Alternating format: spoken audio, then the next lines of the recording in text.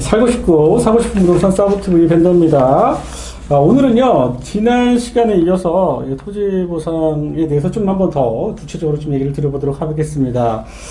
일단은 바로 저희가 지난 시간에 좀 너무 길게 해가지고 좀 짧게 짧게 진행을 해보려고 합니다. 바로 지난번에 저희가요, 3기 신도시에 관련된 이슈를 한번 얘기를 드려보겠다라고 했어요. 그래서 제가 좀 사전에 좀 질문을 좀 준비했습니다. 그래서 이슈와 관련된 부분이 있어서 일단은 여러 가지가 있는데 그 중에 여러분들이 가장 궁금해하는 것 중에 하나가 협의양도 택지, 협택이라고 부르죠. 협택과 관련된 부분, 그리고 또 그거에 따라서 아파트 분양권이 입주권이죠. 입주권이 주어질 수 있다는 얘기를 들었거든요. 그 상황들은 어떻게 정리가 되는 건가요? 예, 제가 그 현장에 고양 창릉지구든 뭐 3기 신도시 좀 나가 보면 그 협의 양도인 택지, 협의자 택지 이렇게 많이 부르는데 줄여서 보통 협택해요. 짧게. 그거 많이들 물어보세요. 이택하고는 다른 거죠? 이택하고 달라요. 이자 택지랑은 좀 다른 거고. 이거 좀 헷갈려 하시는 분도 많은데 이게 좀 달라요. 협의 양도인 택지라는 건 뭐냐면 내가 가지고 있는 토지나 지정물들을 100% 다 사업시행자가 제시한 금액에 협의를 하면 택지 분양권을 줍니다. 택지 분양권, 택지 분양권. 협의 양도인 택지. 그러니까 단독주택을 지을 수 있는 용지. 보통 한 265제곱미터 내외로 해서 한 80평 되죠. 그거를 분양받을 수 있는 권리를 줍니다. 또는 아파트 분양권. 그러니까 협의 양도인 택지 내지는 협의 양도인 주택. 근데 그걸 다 줘요? 땅을 얼마나 갖고 있다 하더라도? 그게 중요한데 이게 예전에는 1000제곱미터 이상 1000제곱미터? 내가 300평? 가지고 있는 땅이 그렇죠. 내가 가지고 있는 땅이 1000제곱미터 이상이어야 협의 양도인 택지든 아파트 분양권이든 줬는데 최근에 조금 요게 좀 개정이 돼서 택지는 1000제곱미터 이상인데요. 아파트는 400제곱미터 이상만 되면 됩니다. 아파트 분양권은 한 120평, 130평 정도밖에 안 되네요. 그 정도만 있으면 내가 이 토지를 100% 다 협의 양도하면 고양 창릉지구에서 나중에 이제 지어지는 아파트 분양권을 주는 거예요. 변호사님 궁금한 거. 그러면은 뭐 임야 이런 것도 돼요? 지목 상관없습니다. 지목 상관없어요? 우와. 임야, 뭐 도로, 국어. 그러면 만약에 예를 들어서 지분이에요. 1000평인데 아니면 800평인데 400평에서 2분의 1 지분이야. 이러면 어떻게 해요? 그거 중요한데요. 지분으로 갖고 있다. 공유해서. 근데 한 사람이 400제곱미터 이상이 되면 하나씩 줍니다. 둘 다 받을 수 있는 거예요? 둘 다 협의하면. 둘 다 협의하면? 만약에 한 사람만 협의했다. 그럼 협의한 사람만. 협의한 사람만. 그러니까 각각이라는 거잖아요, 결국. 각각이에요. 맞죠? 내가 원하면 그냥 받으려면 받을 수 있는 거고. 또는 각자 지분이니까. 같이 합쳐서 400이다. 그럼 그 두 사람한테 하나를 줍니다. 200, 200이다. 그러면 400 합쳐가지고 하나. 그것도 가능하다. 그것도 가능합니다. 아파트 입주권 관련해서 분양권을 받을 수 있어요. 요즘 워낙 아파트 분양 시장이 뜨거웠잖아요. 그래서 이거에 대한 관심이 정말 LH가 하는 사업이라 그럴 수 있는 거죠? LH가 하는 사업이고 아파트를 짓는 사업이다 보니까 협의율을 이제 많이 높이기 위해서 일종의 뭐 당근을 제시하는 거죠. 다른 사업지는 안 될 거 아니에요, 또. 국가산업단지나 이런 것도 안 될 거 아니에요. 산업단지 같은 것들, 그러니까 아파트가 지어지지 않는 사업은 조금 힘들 수 있는데 이제 그것도 경우에 따라서는 이제 인근에 지어지는 아파트 단지들이 있다. 인근에 사업시행자가 LH여야 되는 건가요? 그렇지는 않아요. 그렇지도 않아요? 꼭 그렇지는 않은데. 경기도시공사나 다른 데 해도 줄 수 있는 거예요? 그걸 좀 봐야겠네요, 내용은. 그때마다 다를 거니까. 꼭 줘야 되는 건 아니고, 그렇게 할 수가 있고. 일단 여기까지만. 나머지 협택에 대해서는 또 구체적으로 나중에 사례를 좀 예를 들어볼게요. 오늘은 지금 3기 신도시 이슈 관련된 얘기만 짤막하게 얘기를 하려고 하는 거고, 하다 보면 너무 길어져. 두 번째, 대토 관련된 얘기도 있어요. 대토 보상에 대한 관심이 큰데, 대토란 건 뭐냐면, 내가 보상금을 돈으로 받는 게 아니고요. 나중에 여기 이제 조성되는 땅으로 받는 거예요. 돈을 안 받고 땅으로 대신 땅으로 대토 보상금을 내가 50억을 받는다 하면요. 바로 50억을 현금으로 받는 게 아니고요. 나중에 여기다 조성되면 어떤 대규모 이제 상업시설 용지나 이런 것들이 이제 만들어지잖아요. 그러한 토지로 이제 받는 거예요. 토지로 받는다. 그래서 같이 개발 이익을 내가 나중에 누리겠다. 개발 이익을. 근데 이게 어떤 이슈가 있었을까요? 좀 더? 대토가 이게 이제 처음에 발표할 때 금액이 이렇게 예상 금액을 제시는 하는데 근데 일종 예상 금액이에요. 근데 나중에 갔을 때 이게 금액이 더 얼마나 오를지는 사실 알 수는 없어요. 그래서 그 사이에서 조금 예상과 다른 어떤 괴리가 좀 있을 수는 있는데, 그런 이슈들이 조금 있고, 그다음에 대토 같은 경우는 이제 사업 인정고 시 1년 전부터 이 땅을 좀 소유하고 있어야 내가 또 대토를 받을 수 있고. 근데 제가 얘기를 듣기로는 이렇게 뭐 신청자가 좀 부족하면 인정고시 이후라도 받을 수 있다는 뭐 얘기도 있는데 그건 아닌가요? 저기 이제 보통 대토를 받으려면 이제 협의를 보통은 해야 돼요. 내가 가서 협의보상 통지를 받고 나서 그냥 협의에 응해서 협의를 하신 분들의 경우에 협의해야 된다. 그때 이제 대토 신청을 받으니까. 그런데 워낙 이제 대토가 단위가 크니까 내가 혼자서 그 땅을 개인이 받을 수는 없고 상업지 받을 거 아니에요, 보통. 이제 여러 명이 같이 금액이 모여져서 한 패치를 같이 받거든요. 뭐 수백억, 수천억 돼야 될 건데. 그렇죠. 그럼 금액이 다 안 차면 협의 안 하신 분들도 나중에 수용 재결, 이의 재결 가신 분들도 추가 이건 완전 달라지는 상황이네요. 그래서 이번 상황이 그렇다는 거죠. 그래서 그런 경우들이 있어요. 이번에? 이번에 그래서 이슈라고 하신 거군요. 창릉지구에 보면 그냥 어떤 사람은 예를 들면 내가 보상이 50억인데 그냥 협의를 해서 바로 대토 신청을 했어요. 그럼 그 사람은 50억 받고 끝난 거예요. 근데 어떤 사람은 협의 안 하고 이 보상금을 더 올릴 수 있는 수용 재결, 이의 재결 절차로 가서 50억, 60억, 70억이 됐어요. 이 사람은 금액도 올리고 이거는 그 돈을 가지고 또 대토를 약간의 운도 좀 필요하고 왜냐하면 이게 막 다 차면 안 되는 거고 남으면 또 후자가 편하고 다 차면 먼저 한 사람이 편하고 아무튼 나중에 대토 보상 얘기를 또 할게요, 구체적으로. 또 이와 별개로 뭐 주민 생계조합이나 뭐 매립 폐기물 얘기도 좀 했었고요. 그다음에 사전 청약 얘기도 좀 3기 신도시 관련된 토지 보상 이슈로 제가 좀 몇 가지 픽을 해달라고 했거든요. 그랬더니 이런 얘기를 변호사님께 하셨어요. 좀 짤막하게 요 세 가지 한번 묶어가지고.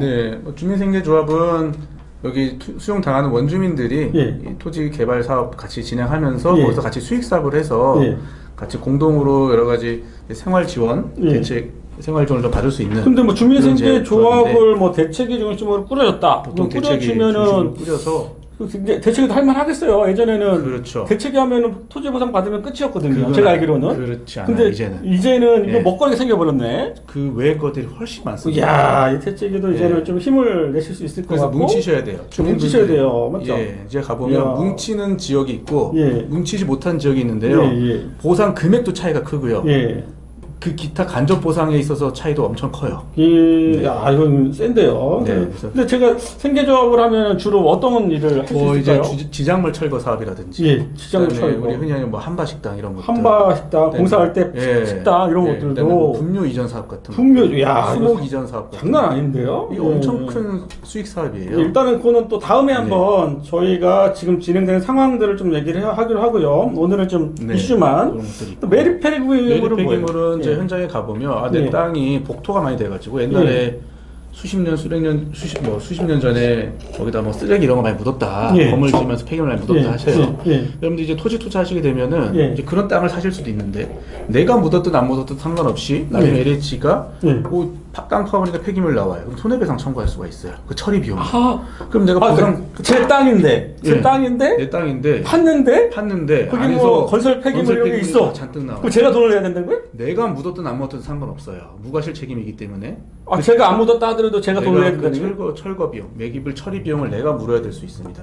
그래요? 최근에 LH가 그러한 손해배상 청구를 한 사례들이 최근에 꽤 나오고 있어요. 그래요? 그래서 그거에 대한 대비가 상당히 중요한 이슈가 돼서 그건 좀 신중하게 좀 검토가 필요합니다. 그러면은 이거 무조건 폐기물이 있으면 돈을 내야 되는 건가요? 아니면 뭐 다른 방법이 있는 건가요? 방법이 있어요. 방법이 있어요? 그러니까 폐기물이 있는 경우에 내가 이제 앞으로 보상 절차를 어떻게 해야 될지 좀 검토를 좀 해야 됩니다. 그래요? 궁금한데 아마 변호사님이 지금 방송 중에 좀 부담스러운 얘기들을 좀 자제하시는 것 같아요. 나중에 아무튼 저희가 한번 알아봐서 최대한 해드릴 수 있는 것까지는 방송을 좀 해드리려고 합니다. 끝으로 사전 청약과 관련해서 제가 보기엔 창릉지구는 상당히 많은 분들이 청약을 한 걸로 알고 있어요. 좋죠? 워낙 입지가 너무 좋죠.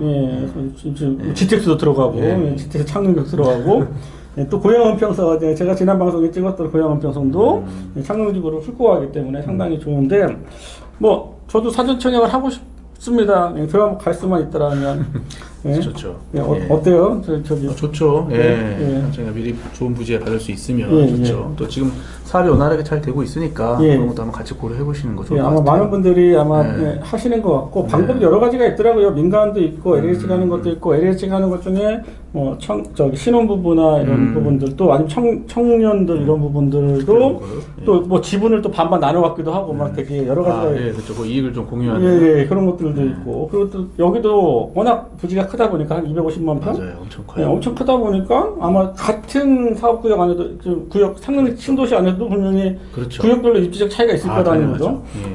나중에 한번 창릉 신도시 좀 그것만 좀 입지 분석을 한번 한번 전체적으로 한번 방송 한번 해보죠. 뭐 그렇게 좀 하기로 하고요. 좀 그래도 우리가 토지 보상에 대해서 좀 더 얘기를 좀 해드리고 싶어서 한번 좀 알아보겠습니다. 우리 지난 방송에 이어서 토지 보상에 대해서 좀 구체적으로 좀 한번 더 접근을 해보려고 합니다. 여러분들이 이게 좀 겉핥기식으로 이번 방송을 하는 게 아니고요. 저희가 스케줄을 가지고 지속적으로 방송을 할 거기 때문에, 그러니까 토지보상의 A부터 Z까지 다 해드리겠습니다. 이번 우리 방송만 봐도 토지보상이 뭔지는 제대로 알 수 있도록 최대한 해드릴 테니까 끝까지 봐주시고 꼭 구독, 좋아요 해주셔야 방송 계속 나갑니다. 그래서 힘을 좀 보태주셨으면 좋겠고요. 토지보상의 시장이 공남공고, 일단은 이런 사업이 한다라고 얘기를 하는데, 그 공남공고의 의미나 이런 것들을 어떻게 저희가 좀 알고 이해를 하면 되는지 좀 짤막하게 좀 부탁드릴게요. 공남공고 이제 주민의견 청취 최초 사업 발표하는 거죠. 그 시점이 매우 중요합니다. 뭐와 연결되어 있냐? 간접보상하고 연결되어 있습니다. 간접보상. 이주자 택지 들어보셨어요? 이주자 택지. 이주자 택지. 이주자 택지라는 건 말 그대로 이주자들. 내가 집을 거기서 짓고 살고 있었는데 또는 뭐 집을 매수해서 들어가서 살고 있었는데 이제 이것 때문에 이제 이주를 하셔야 되는 분들한테 그렇죠. 생활을 하고 있는데 이주자 택지. 그러니까 근생 겸용, 점포 겸용 단독주택 용지 한 7, 80평 되는데 상가주택. 1층 요즘 보면은 이제 1층은 1층 상가, 뭐 2, 3층. 이제 2, 3층은 이제 세주고 4층은 주인세가 사는 그런 건물 하나 지을 수 있는 한 필지를 한 필지. 원가에 택지 조성 원가에 줍니다. 원가에 저렴하게. 저렴하게 줘요. 이게 이주자 택지가 저는 이 토지 보상에 꽂힌 것 같아요. 꽃. 제가 볼 때는. 꽃이야. 근데 그게 공남공고랑 무슨 상관이에요? 공남공고 1년 전부터 그 안에서 주택을 소유하면서 거주하고 있으셔야 됩니다. 소유 거주다? 네. 거주도? 거주도 해야 된다는 거예요? 네. 공남공고 1년 전부터? 야, 그러면은, 이거 미리 살고 있어야지. 그래서 조금 어려울 수는 있어요. 미리미리 지금 상당히 예측하고. 그러니까 예측하기가 어려울 수 있어서. 그러니까 뭐 좀 내부 정보를 알고 있는 분들은 가능할 수도 있는데. 아니면은, 뭐 나중에 여기는 꼭 개발될 것 같다라는. 그렇죠. 미리 한번 예상을 해놓고. 미리 가서 좀 사야겠네요. 그래서 보통은 거기서 오랫동안 사셨던 분들이 대부분이에요. 원주민들이. 아니면 또 나중에 그 이주택 택지 부지를 이렇게 또 매입하거나. 보통 전매. 대부분이 원주민들이 이거를 사셨어요. 대부분 이거를 프리미엄, P라고 하잖아요. 근데 예전에 제가 여기 얼핏 듣기로 그 전매를 잘못했다가 뭐 평택이나 일부 지역에서 문제될 수 있어요. 조심하셔야 맞죠? 되는데. 그래서 소송 엄청나게 했다가 이게 다시 분쟁이 많습니다. 맞죠? 막 했다가 불법 계약 쓰고 뭐 이주자 택지만 가지고도 제가 딱지만 돌아다니고 막 흔히 이제 딱지라고 하는데 이제 말씀드릴 게 많은데 이주자 택지가 워낙 이게 P가 나중에 한 몇 억씩 붙어요. 프리미엄이. 그러니까 대부분 이게 전매가 돼요. 전매가 되는데 그 과정에서 이제 불법 전매가 되면 소송이 많아지죠. 일단 이주자 택지도 나중에 특별하게 좀 특별편을 한번 준비해보도록 하겠습니다. 공남공고에 대해서 지금 얘기를 하고 있는 거고요. 또 어떤 의미가 있을까요? 이주자 택지도 있고요. 그다음에 생활대책이라고 해서 거기서 이제 농사 지으셨던 분 내지는 농사 또는 영업하셨던 분들한테 생활대책으로 해서 상가 부지 보통 이제 상가딱지라고 우리 속된 말로 상가딱지라고 현장에서 많이들 얘기하는데 한 20제곱미터에서 27제곱미터니까 몇 평이죠? 한 7평, 8평 정도 되는 이제 근린생활시설 부지를 분양받을 수 있는 권리를 줍니다. 근데 이거는 혼자 받을 수는 없고 여러 명이 모아서 조합으로 하나 한 필지를 전체를 조합으로서 같이 분양을 받게 되는데 공남공고 1년 이전부터 거기서 영업을 하셨어요. 궁금한 거. 아까 대토랑 이주자 택지 생활대책에 관한 어떤 차이가 있나요? 대토는 내가 규모가 큰가요? 그쵸. 규모가 좀 다르죠. 대토가 훨씬 큰 거. 대토가 좀 보통은 훨씬 크죠. 대토가 보통 뭐 대토는 이렇게 7, 8평 이런 건 아니죠? 그렇지는 않죠. 단위가 좀 크죠, 훨씬. 그런 건 아니고. 생활대책 여기는 7, 8평 기준으로. 7, 8평 정도로, 한 사람당 7, 8평 정도를 주고요. 제가 아무리 땅을 많이 갖고 있다가도 7, 8평밖에 안 준다는 얘기죠. 안 돼요. 네, 생활대책은 이제 그 7, 8평 정도 되는 것들을 원가에 살 수 있는 거. 거기는 원가는 아니고 상가부지는 이제 감정 가격으로 주는. 감정 가격으로 원가는 아니고. 원가로 주는 거는 아까 이주택 택지만. 그래서 꽂히라고 하신 거고, 요거는 감정가를 기준으로 한다. 감정가로 상업지다 아니면 뭐 준주거다 이러면 거기에 하는 감정가로 다를 수는 있는데 공급하는 감정가 기준으로 하겠죠. 기존 감정은 아니고 공급가 감정가. 그러면 나머지는 아마 보상은 보상대로 받고. 보상은 받고요. 보상은 받고 별개로. 그래서 이런 것들을 간접 보상이라고 하는 건데. 보상은 받고 간접 별개로 하는 거고. 내가 땅이 수용되면 땅값 받는 거 별개로. 돈을 받고. 별개로. 아까 대토는 돈을 안 받는 거잖아요. 대토는 현금 대신 땅으로 받는 거고. 그러니까 돈을 안 받고 그냥 땅으로 받는 거고, 얘는 돈을 받고 이거를 네가 또 사라는 얘기잖아. 그렇죠. 받고 살아. 그렇죠. 난 그 얘기고. 그러니까 이주택지도 돈 다 받는 거죠. 이주택지도 돈은 받고 보상을 받고 원가로 살아. 원가로 이제 살 수 있는 거예요. 그다음에 요거 생활대책은 감정가로 살아. 그렇죠. 그런 차이 정도. 그런 차이고. 그다음에 또 국내는 거 어떤? 그래서 그런 이제 기준일이 되니까. 기준일입니다. 그러면 생활대책도 1년인가요? 1년 공남공고 1년 전부터 거기서 영업, 농업 이런 걸 하고 있어야 돼요. 1년 전부터 마찬가지로. 그리고 좀 세부적으로 들어가면은 또 농사도 일정 면적 이상을 지어야 되고 이제 그런 세부적인 좀 요건들은 있어요. 그러니까 우리 뭐 그냥 이상. 마당 앞에 뭐 텃밭 이런 거 갖고 그러면 안 되고. 어느 정도 규모 이 사람이 농사를 지어서 먹고 사는구나. 규모 이상으로. 정도는 돼야 됩니다. 그렇군요. 나중에 또 구체적인 것들에 대한 기준이나 이런 것들은 저희가 텍스트로 이렇게 좀 적어 놓을 테니까 참고해서 봐주시면 될 것 같고요. 그럼 다음 질문을 좀 해보겠습니다. 국난공고 이후에 저희가 이제 사업인정고시라고 했잖아요. 사업인정고시, 지구주정고시. 그 다른 사업으로 보면 실시계인가고시와 같은 얘기. 지구주정고시, 그다음에 사업인정고시. 그거를 사업인정고시라고 한다. 지구주정고시를 사업인정고시라고 한다. 발표를 하면 본격적인 아마 이제 토지 보상이겠든 아니면 그 사업에 대한 어떤 주택을 공급하면 아파트를 짓든지 할 것 같은데. 아까 공남공고에 대한 의미를 좀 알았고요. 사업인정고시는 또 어떤 의미인가요? 사업인정고시 간단히 말씀드리면 사업인정이라는 거는 이 사업이 이제 토지를 수용해서 보상을 해서 할 수 있는 그런 사업이다라고 인정을 하는 성격이 있습니다. 그래서 사업인정고시가 있어야 비로소 이제 토지 보상 수용이 되는 사업이라고 보시면 돼요. 그러면은 사업인정고시가 있으면 그 이후에는 이제 토지 보상 절차가 진행되는 것이고 그 안에서 여러 가지 이제 행위 제한들도 좀 생기고요. 대토보상 같은 경우가 사업 인정고시 1년 전에 그 토지를 갖고 있어요. 공남공고 말고 이거는 사업 인정고시. 사업 인정고시. 좀 다른 거네요, 아까랑. 그렇죠? 사업 인정고시 1년 전에부터 이제 땅을 갖고 있어야 좀 대토보상을 그러니까 이주택지랑 생활대책용지는 공남공고 1년 전. 그다음에 대토보상은 사업 인정고시 1년 전. 좀 다른 거네요. 그런 기준이 좀 있어요. 이런 기준들이 엄격하게 생긴 게 최근에 이제 그 LH 사태가 좀 있었잖아요. 이제 그런 게 생기면서 좀 더 이런 것들이 좀 엄격해졌어요. 기준들이. 그 전에 이렇게 좀 느슨했는데 좀 됐다라고 보는 거고. 그리고 구체적인 이런 기준들은 사업마다 조금씩 차이는 있을 수 있어서 사업마다 조금 좀 봐야 됩니다. 혹시 근데 토지를 매입하는 거나 이런 것들은 사업 인정고시 전후도 상관없나요? 그러니까 토지 자체를 보상받는 거는 언제 취득하냐는 상관은 없는데 이제 간접 보상에 있어서는 차이가 좀 있을 수 있죠. 사는 거는 언제든 살 수 있는데 공남공고든 뭐든 못 사는 건 아닌데. 그렇죠. 근데 보통 이렇게 하면은 무슨 토지 허가 거래구역 이런 것도 막 묶이고 그러잖아요. 그렇죠. 다 묶이는 거예요? 아니면 안 묶이기도 하나요? 뭐 좀 사업지구마다 좀 다른 사업지구마다 좀 다르고. 보통은 이제 많이들 묶이죠. 그렇죠. 그러니까 뭐 실제 실거주가 아니거나 실제 농사를 지을 게 아니면 뭐 경매나 이런 건 상관없는 걸로 알고 있고 그렇죠? 그런 특별한 건 상관이 없고 그렇게 되는 걸로 알고 있습니다. 아까 협의양도인 택지도 공남공고 나와서 말씀 협의양도인 택지도 공남공고 1년 전부터 갖고 있어야 또 내가 협의양도인 택지를 가질 수 있어요. 그러니까 대토보상을 제외하고는 세 가지 협택, 이택, 생택은 공남공고 1년 전.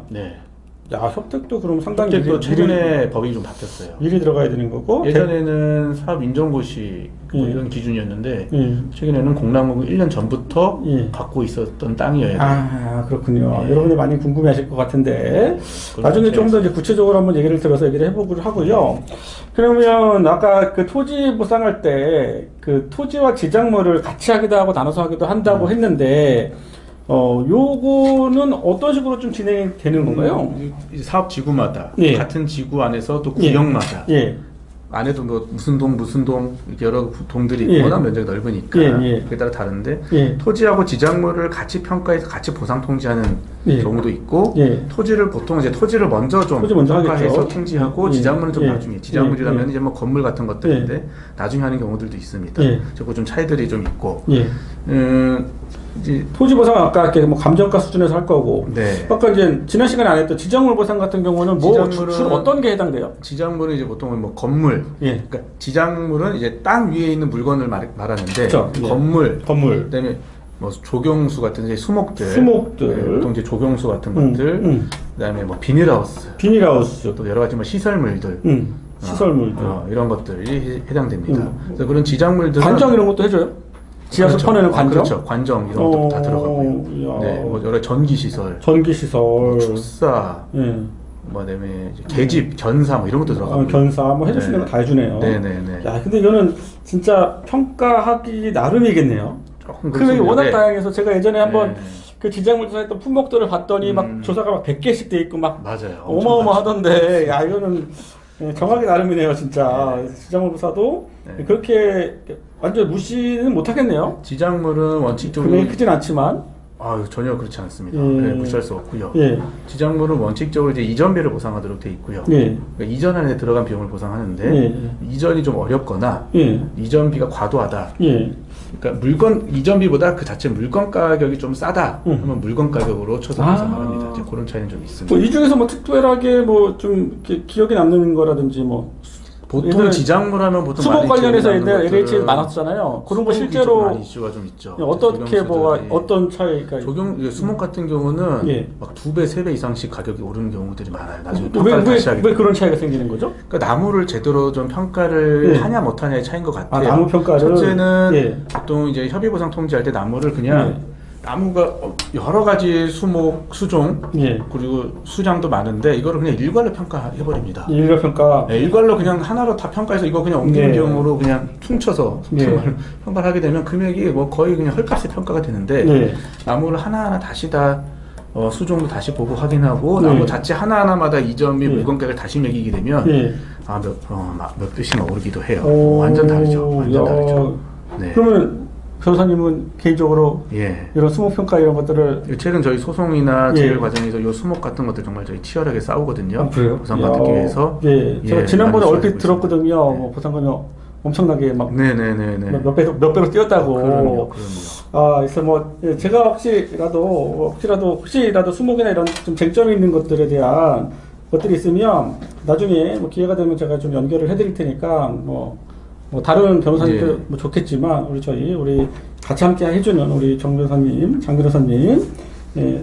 좀 물어보시면 아마 좀 도움이 될 수 있을 거라고 생각합니다. 조경업체들이 많거든요, 현장에 가면. 그렇죠. 그것도 전문적으로 하시는 평가사가 분이 계시다면서요. 수목을 좀 전문적으로 보시는 분들이 계세요, 몇 분. 아무튼 저희는 그런 분들한테 좀 위임을 해야지 그래도 아무래도 좀 이왕이면 이제 그런 분들한테 평가를 받기를 이제 원하고 있고 가능하면. 그 다음에 보면은 뭐 토지 같은 경우도 뭐 지목이 현황에 대한 평가인데.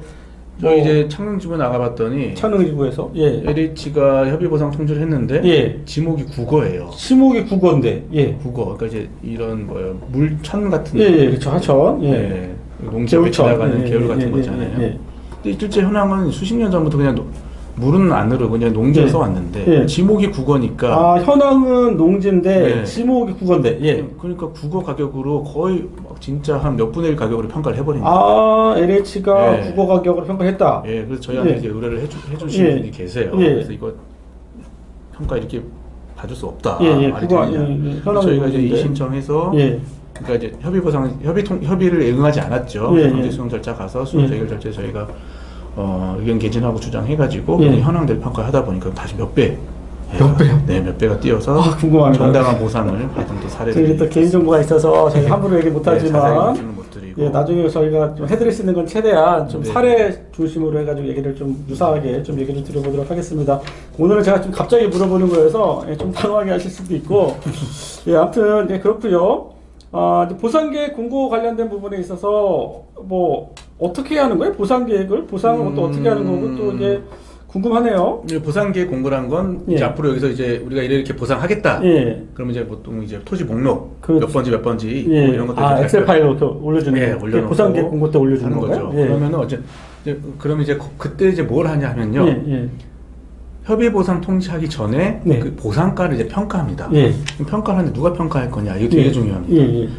자, 사업 시행자에서 예. 평가사 한 명을 추천합니다. 예. 그리고 주민들이 한 명을 추천하는데요. 이 사업자 LH 뭐 네. 주민들 추천하는데 예. 주민들이 모여서 예. 전체 토지 면적 2분의 1 이상, 예. 그다음에 주민 소유주 과반수 이상이 한 명을 추천합니다. 다 할 수 있는 건 아니고 네. 일단은 대표성 있는 그렇죠. 대책이나 뭐 이런 데서 보통 그래서 이제 대책위가 꾸려지면 그 대책위가 주민들이 이제 의견을 취합해서 평가사를 한 명을 추천하게 되죠. 소유자의 반, 땅의 반 이 얘기죠. 그렇죠. 네, 쉽게 설명을 해줘야 쉽게 이해가 말하면 가시니까. 소유자 반, 땅, 네, 뭐 두 개 다 엔드. 예. 오화이 아니라 엔드. 예. 둘 다 포함되면 예. 대표성이 있고 그렇죠. 그분이 추천하면 그 네. 추천하는 평가사 한 평가사랑 명을 그다음에 그 목록들을 뭐 같이 좀 제출을 그렇죠. 하면 주민들을 대변할 수 있는 평가사. 딱 두 개예요. 사업 시행자랑 보통 이제 뭐 이제 지자체, 네. 경기도에서 지자체. 추천하기도 하는데 네. 최근에는 보통 이제 사업 시행자에서 한 명, 그러니까 LH가 한 명을 추천하고요. 예. 그다음에 주민들이 한 명을 추천하고 보통 이게 두 명이 하게 됩니다. 예. 그럼 산술평균. 그래서 두 명이 평가하면 보통은 사업 시행자가 평가한 금액이 좀 낮고요. 예. 아무래도 주민들이 그러겠죠. 아무래도. 평가하기 예. 좀 높은데 예. 이거 더해서 나누기 2해서 예. 보통 그냥 못하겠죠. 산술 평균해서 예. 금액 선정해서 이제 주민들한테 이제 통지합니다. 예. 예. 또 뭐 보상계획 공고와 관련돼서 또뭐 따로 얘기해 주실 게 있는지. 그렇게 해서 이제 보상 예. 통지를 하게 되면 예. 이 이렇게 이제 협의하자고 예. 이제 금액을 통지하게 되죠. 예. 그러면 가끔 이제 저한테 물어봐요. 재협의 해도 되냐? 네, 여기 와서 야. 금액이 이렇게 나왔는데, 예. 이거 나 이거 재평가 받을 수 없냐? 재평가. 이거 내가 지금 안 된다면서요? 재평가 받을 수 있냐? 예. 또는 다시 뭐 이의신청할 수 있냐라고 예. 물어보시는데, 예. 현실적으로 거의 99%는 불가하다고 저는 말씀드립니다. 그러니까 재결하는 방법이 없는 거잖아요. 그러니까 LH가 그분들이 그걸 모른다. 네, LH가 10억 협의하는 거니까 가서 막 협상하는 건 줄 알고 있구나. 협의 통지라고 하니까 그럼 내가 가서 협상하면 되는 거 아니냐? 속된 말로 뭐 쇼고 볼 수 있는 거 아니냐? 이 생각하시는데 그럴 수 있겠네요. 네, 그래서 제가 이렇게 얘기하시는 분도 있었어요. LH 가서 오늘 가서 내가 금액 평당 200 나왔는데 250 주면 내가 협약에 한번 얘기해 보려고 한다.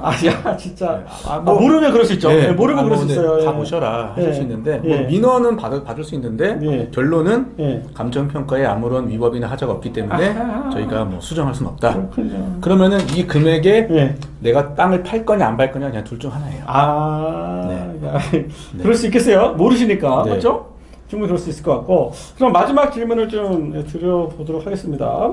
그 최초 보상액 산정, 아까 그 뭐 이렇게 평가한다라고 하는데, 이제 그런 것들에 대해서 조금 더 혹시 얘기를 해주실 수 있는 게 있나요? 이제 아까 말씀드렸듯이 사업 시행자, 그다음에 주민들이 추천한 평가사분들이 이제 한 분 추천을 받아서 평가한 금액을 산술 평균 나누기 2해서 최초로 통지를 하게 됩니다. 토지는 사업 인정고시하고 가장 가까운 그 직전에 사업 인정고시, 사업 인정고시, 그 해, 그렇죠. 그래서 만약 12월에 사업 인정고시 했다 치면 그해 1월에 발표한 그리고 자기 토지의 개별공시지가가 중요한 게 아니라 표준지공시지가 주변에 있는 표준지공시지가 대표성 표준지공시지가를 기준으로 해서 그래서 이제 표준지가 어디가 되느냐도 중요합니다. 표준지가 중요하겠네요. 그래서 이제 표준지를 바꿔달라 막 이런 주장도 많이 하게 되고요. 바꿔줘요? 잘은 안 바뀌는데 좀 이게 이것도 민감하네. 표준지가 중요하니까. 그렇죠. 기준이 중요하니까 기준이 금액이 커야 내가 받는 것도 커지니까 민감하겠다 이것도. 그래서 보통 이제 유사한 땅, 유사한 뭐 지목이나 현황이 유사한 땅을 이제 표준지로 이제 선정을 하게 되는데 보통은 한번 표준지가 결정되면요. 그 다음에 표준지가 바뀌는 경우는 흔치는 않아요. 그렇죠. 근데 이제 좀 문제가 있다면 바뀌기도 하는데 이제 그걸 기준으로 해서 여러 가지 이제 개별적인 요인들을 거기에 이제 반영해서 금액을 이제 평가해서 통지하게 되죠. 뭐 알면 알수록 저는 한 두 번 하면 끝날 줄 알았거든요. 근데 너무 할 게 많네요. 그리고 이게 지금 하나씩 구체적으로 들어가면 이게 여러분들이 볼 게 너무 많아요. 그래서 일단 오늘 개략적인 질문들을 좀 일단 마쳤고요. 제가 다음 시간에는요, 이제 그 구제 방법, 그래서 아까 그 재결 신청하는 방법, 어떻게 하는 건지 사례들, 뭐 수용 재결, 이의 재결, 소송까지 하는 사례들을 좀 구체적으로 어떻게 하면 돈을 조금이라도 더 받을 수 있는지 제가 좀 우리 변호사님과 함께 좀 얘기를 하면 좋을 것 같아요. 그래서 여러분들 궁금하신 거 또 댓글 남겨주시면 제가 그것도 참고해가지고 다음 시간에 그 질문과 함께 좀 얘기를 하고 다음 시간에 꼭 보셔야 됩니다. 이게 왜냐하면 이왕 여러분 보신 거 제대로 알고 계셔야 됩니다. 그래서 어떻게 하면 구제받을 수도 있고 어떤 이런 사례들도 좀 얘기해 줄 수 있나요? 이렇게 얼마큼 증액됐고 뭐 어떤 식으로 증액됐고 이런 스토리가 좀 여러분들이 알면 재밌으니까 재미도 있고 그게 실제로 투자에도 도움이 되겠죠. 그래서 그런 것들을 한번 다음 시간에 또 준비를 할 테니까요. 좀 지켜봐 주시고요.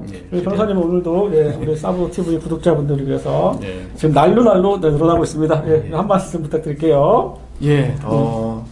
말씀하신 대로 앞으로 제가 이제 경험했던 거나 실제로 수행했던 사건들 위주로 해서 많은 좀 도움 드릴 수 있도록 준비 많이 해서 또 많은 또 절차 알려드리도록 하겠습니다. 감사합니다. 그럼 우리 구독자분들이 좀 나중에 소송을 좀 의뢰하면 좀 잘해드릴 수 있는 거죠? 변호사님 응원하고요. 또 우리 함께 하기로 했으니까요. 그럼 오늘 방송 여기서 마치도록 하겠습니다. 감사합니다. 감사합니다.